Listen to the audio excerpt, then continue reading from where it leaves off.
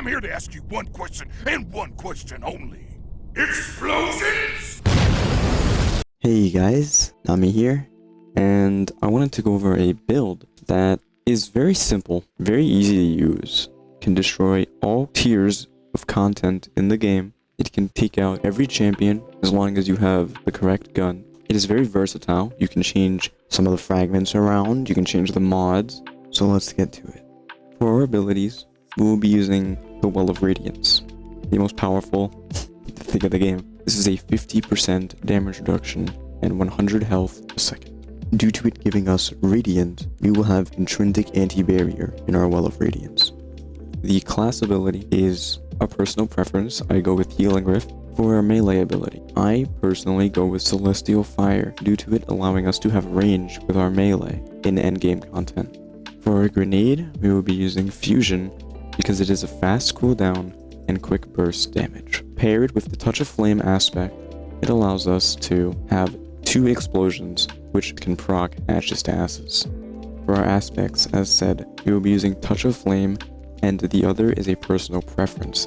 I enjoy Icarus Dash for the movement. For our fragments, there is only one that is mandatory, and that would be Ember of Combustion. Final blows with your super causes targets to ignite and create a fire spray.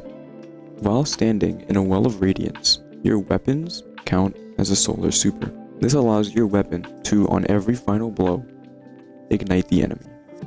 We will be pairing that Ember of Eruption, which allows your solar ignitions to have an increased area of effect. Ember of Blistering. Defeating targets with solar ignitions grants grid energy. Our final fragment will be Ember of Torches. Powered melee attacks against combatants make you and nearby allies radiant. This is for the times when you do not have Well of Radiance and you need to take out an anti-barrier. Our weapons of choice in the kinetic slot will be using a fusion rifle with chokelip. This allows us to have overload and anti-barrier in a single gun at all times, no matter what season it is. Our weapon of choice is the Torgue's Divination. We at the Torgue Corporation sincerely believe this is fucking awesome! The loop of the weapon is to hit fire the target and then aim down sights and hit them. Repeat until dead.